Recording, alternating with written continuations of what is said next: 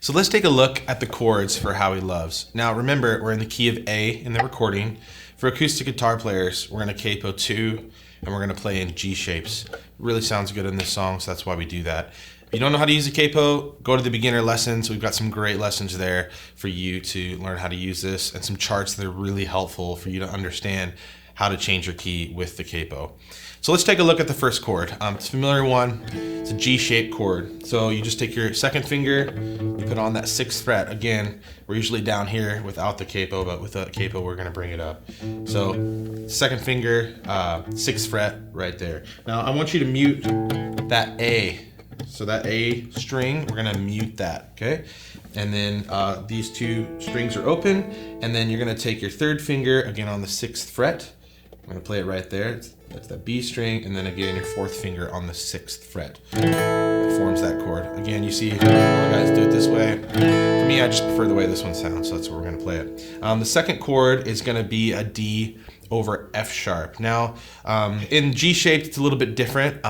Usually you see in How He Loves, we go to the F sharp minor on the second chord. Well, we're gonna do a little bit of a variation that follows more of the John Mark McMillan version. So it's that D chord here, it's a C shape. So again, we just take our second finger, put on the 6th fret on that 5th string, and then we do third finger, 6th fret, 2nd string, and then that last finger there on the 6th fret, just like that. But what we're gonna do is we're gonna actually play this F sharp. So we're capoing here. This note right here that this capo's on is an F sharp. So that gives you that F sharp bass.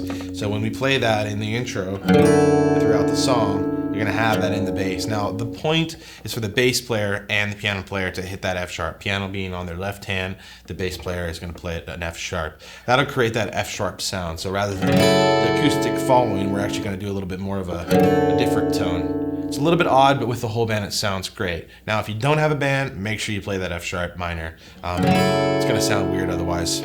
So the next chord is an E sus. So the way we play that, it's a D shape. Now what I like to do is I use my second finger to mute that top string.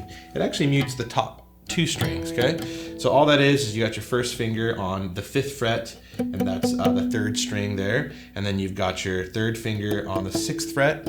It's on that 2nd string, that B, and then you got your 4th finger on the 6th fret as well, and then you're muting up there. The reason why I do that is rather than, trying to accurately hit, that 4th string and play them all perfectly, you can stay into your strum pattern and get a nice rake of the whole chord. So you mute that way. You can mute with your thumb if that's more comfortable with you. I like it with my finger, so I can get both of those strings. Okay, that's the E sus. Okay, we're just adding that. The D major, we've already kind of gone over this chord. Instead of using that F sharp, you're gonna mute it. You can either mute it with the top here, or you can mute it with your thumb. Again, that's your 2nd finger on the 6th fret. You got your 3rd finger on the 6th fret, and your 4th finger all on the 6th fret, okay? See that right there? It's muted. You don't want that to ring out. You're gonna get that D over F sharp. So you want that to not be muted. Next chord you see in the song is an F sharp minor.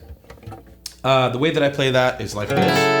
Now, all that is you just got your 1st finger on the 5th fret, your 2nd finger also on the 5th fret, the string underneath there, and then you've got your 3rd finger on the 6th as well as your 4th finger. Again, you're seeing tons of similarities in the G-shaped chords.